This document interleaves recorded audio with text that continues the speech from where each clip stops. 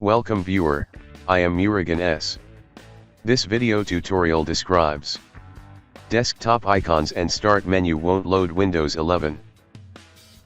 First method is press Ctrl, Alt, and Delete keys, click Task Manager.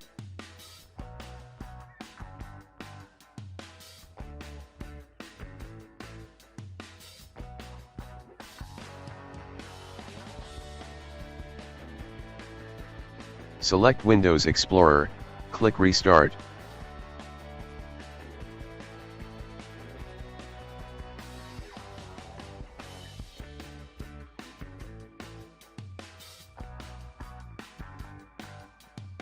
Second method is type msconfig in Windows search bar, click System Configuration.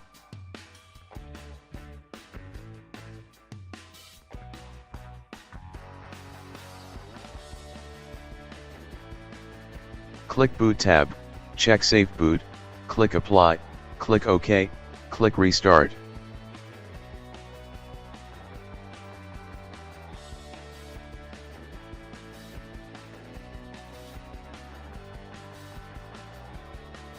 Right-click Start button, click Run, type msconfig.